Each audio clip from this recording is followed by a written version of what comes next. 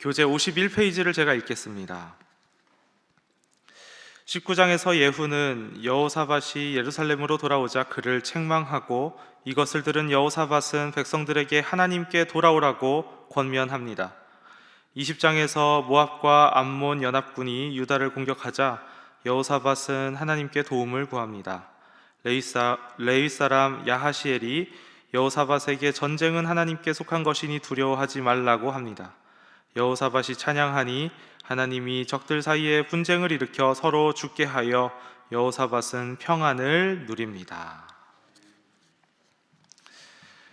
오늘 말씀에서 우리는 여호사밧 왕의 통치 후반기에 일어난 두 가지 사건을 만나게 됩니다. 하나는 선지자의 책망을 받은 후 나라의 대대적인 개혁을 일으킨 이야기이고, 또 다른 하나는 절망적인 위기의 상황에서 하나님께 의지하여 얻은 전쟁에서의 기적적인 승리에 대한 내용입니다. 19장 1절에 유다왕 여호사밧이 평안히 예루살렘에 돌아와 그의 궁으로 들어갔다 하는 것을 볼 수 있습니다. 하나님의 말씀대로 아합 왕은 죽었지만 아람과의 전쟁에서 승리한 여호사밧 왕은 승리를 안고 예루살렘에 돌아올 수 있었습니다. 그러나 그 평안의 내용은 바로 하나님의 질책으로 이어집니다. 19장 2절과 3절 말씀을 다 같이 읽도록 하겠습니다.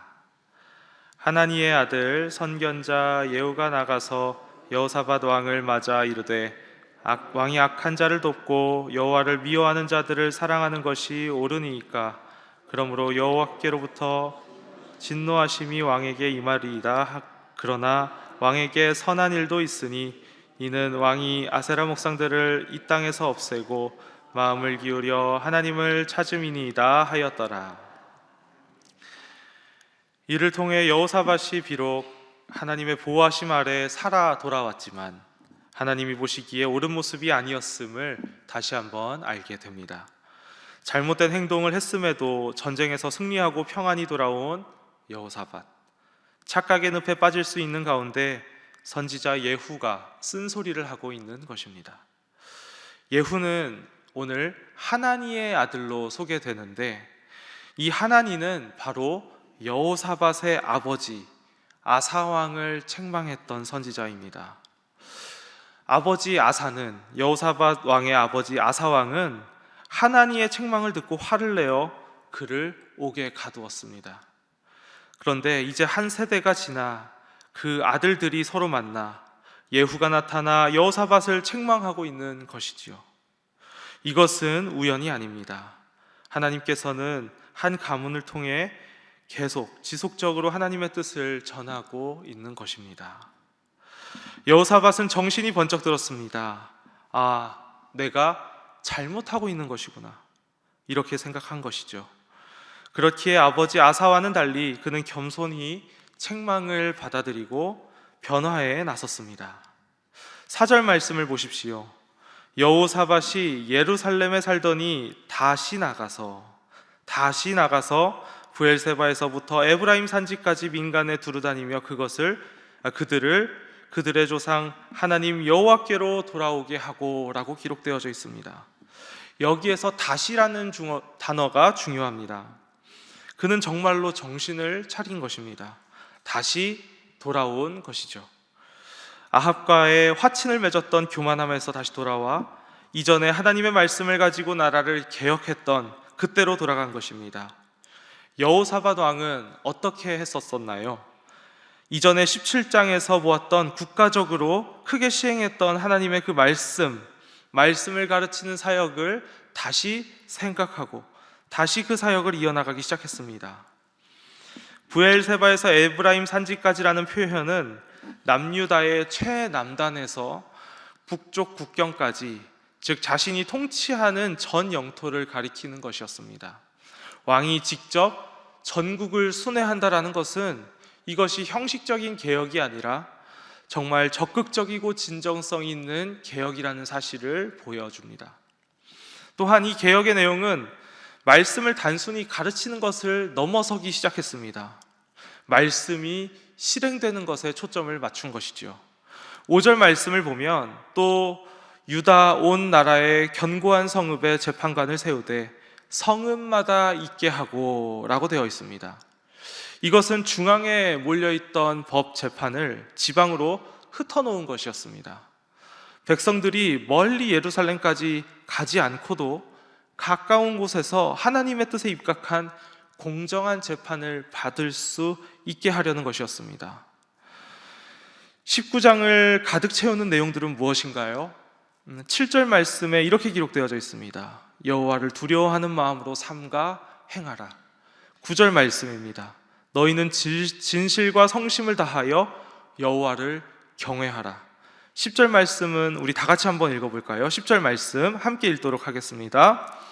어떤 성읍에 사는 너희 형제가 혹 피를 흘림이나 혹 율법이나 계명이나 율례나 규례로 말미암아 너희에게 와서 송사하거든 어떤 송사든지 그들에게 경고하여 여호와께 죄를 범하지 않게 하여 너희와 너희 형제에게 진노하심이 임하지 말게 하라.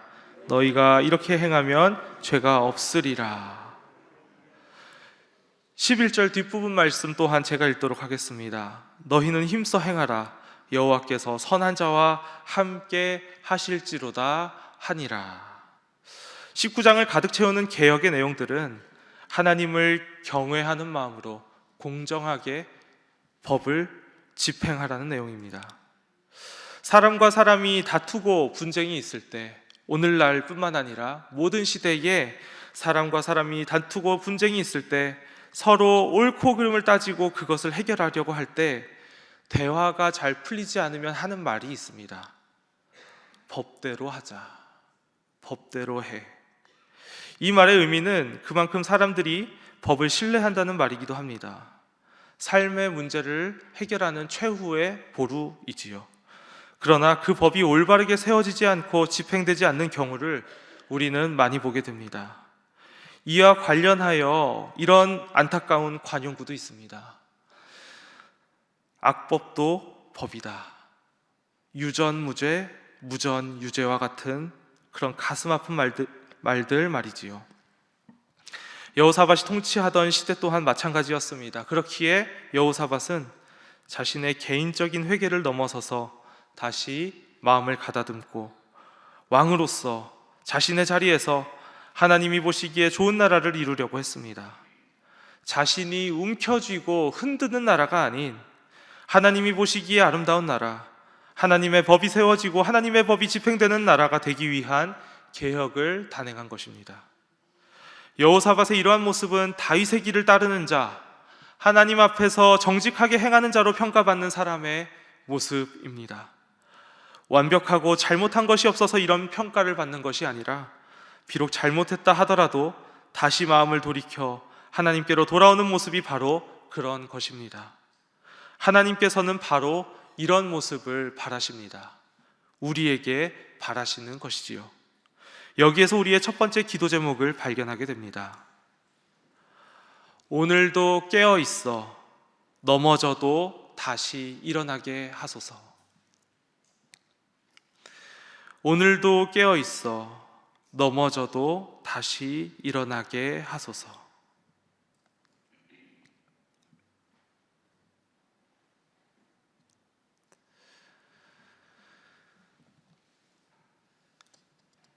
이 20장에서 여호사밧에게 전혀 예상하지 못한 위기가 닥쳐왔습니다. 모압 자손과 암몬 자손 그리고 마온 족속이 연합군을 이루어 침입한 것입니다. 2절 말씀을 다 같이 함께 읽도록 하겠습니다. 어떤 사람이 와서 여호사밧에게 전하여 이르되 큰 무리가 바다 저쪽 아람에서 왕을 치러 오는데 이제 하사손다말 곧 엔게디에 있나이다 하니. 지리적 상황을 한번 파악해 보도록 하겠습니다. 모압과 암몬 자손은 남유다의 가까이에 살고 있었습니다. 남유다를 기준으로 3시 방향에, 시계를 생각해 보았을 때 3시 방향에 살고 있었습니다. 남유다의 그 동쪽 3시 방향을 보면 바다처럼 큰 호수가 있는데 그것을 염해 혹은 사해라고 부릅니다. 염도가 높아서 사람이 둥둥 뜨는 그 호수 말입니다. 앞으로 염해라고 부르도록 하겠습니다. 그 염해를 끼고 모압 암몬 족속과 경계를 이루고 있었습니다. 그러니 오늘 2절 말씀에 바다 저쪽 아람에서 왕을 치러 온다는 것은 염해 반대편에서 왕을 치러 온다는 말입니다. 그리고 엔게디에 있다라는 것은 사해, 그 염해를 건너서 이스라엘 땅에 도착했다라는 뜻이 됩니다. 엔게디는 남유다 쪽 염해에 위치한 도시로 예루살렘에서 직선 거리로 35km 정도 되는 거리에 있습니다. 적군이 수도 바로 앞 코앞까지 진격해 온 것입니다. 35km는 환산해 보았더니 지금 이 신일교회에서 수원역까지의 거리입니다. 여호사밧의 반응을 3절에서 보면 매우 솔직합니다. 여호사밧이 두려워하여 여호와께로 낯을 향하여 간구하고 온 유다 백성에게 금식하라 공포하매. 두려워하여라는 표현에 한번 주목해 보십시오. 여호사밧은 절망적인 상황 앞에서 두려워했습니다. 그러나 중요한 것은 그 다음입니다. 그 두려움을 하나님께로 가져갔습니다. 여호와께로 낯을 향하여 간구하고 있는 것입니다.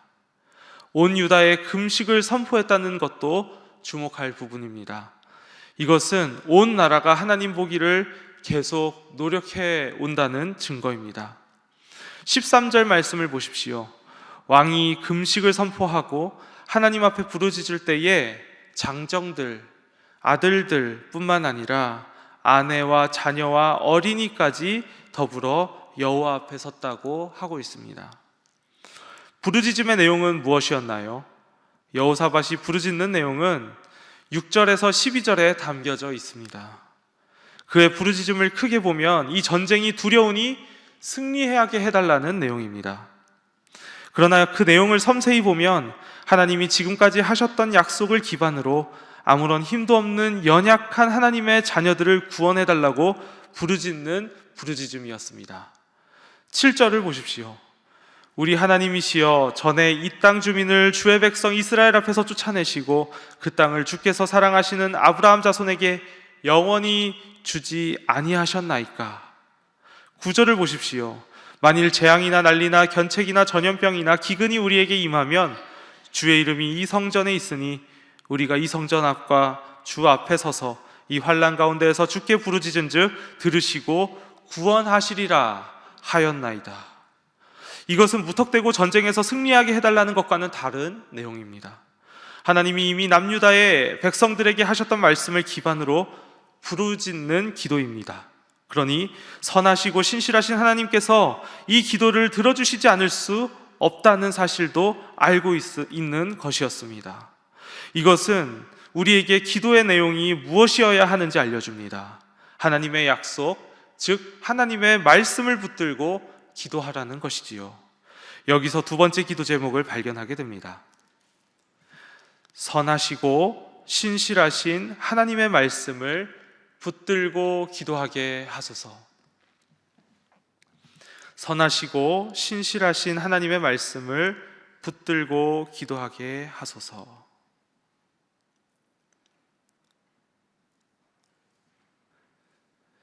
하나님의 말씀을 붙들고 기도하기 위해서는 우리는 늘 깨어 있어 말씀을 가까이 하고 언제나 하나님의 말씀을 바라보며 나아가야 할 것입니다.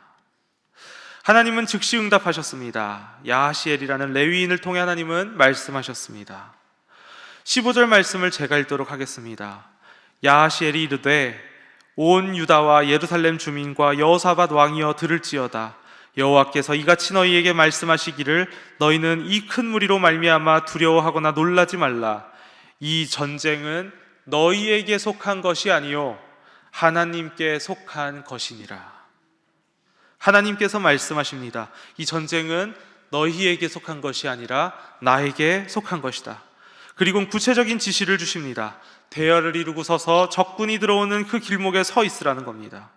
그리고 이 전쟁에서 남유다 백성에게 손에 피가 묻을 일은 없다고 말씀하십니다. 남유다 백성들은 어떤 자세로 전쟁에 임하게 되었나요? 군대 앞에서 찬양하는 사람들이 먼저 행진하며 나아갔습니다. 이것은 구약 성경 전체를 보더라도 전무후무한 일입니다. 찬양하는 사람들이 앞에 나아섰고 그 사람들이 찬양을 하며 먼저 행진하며 나아갔습니다. 그때 적군은 분열해 자기들끼리 서로 싸우고 죽였고 남유다 백성들은 싸울 것도 없이 승리하였습니다. 이 전쟁의 주인은 진정 하나님이셨습니다. 하나님의 전쟁은 하나님의 방법으로 진행됩니다. 하나님이 우리의 기도에 응답하실 때 우리가 할 일은 하나님을 찬양하는 것밖에 없습니다. 하나님이 하신다 하셨으면 그것을 믿고 신뢰하며 찬양할 수 있는 우리가 될 수 있기를 소망합니다. 여기서 마지막 세 번째 기도 제목입니다. 기도에 대한 하나님의 응답하심 가운데 찬양으로 나아가게 하소서. 기도에 대한 하나님의 응답하심 가운데 찬양으로 나아가게 하소서. 이제 세 가지 기도 제목을 놓고 기도하고자 합니다. 이 세 가지 기도 제목은 이어진다고 볼 수 있겠습니다. 오늘도 깨어 있어 넘어져도 다시 일어나게 하소서. 그리고 신실하신 하나님의 말씀을 붙들고 기도하게 하소서. 그리고 그 기도에 대한 응답에 하나님의 그 응답하심 가운데 찬양으로 나아가게 하소서. 이 세 가지 기도 제목을 놓고 기도하시고 각자의 개인 기도 제목을 놓고 기도하시다가 삶의 자리로 돌아가시도록 하겠습니다. 함께 기도하겠습니다. 주여 믿습니다. 주여 믿습니다. 주여 믿습니다.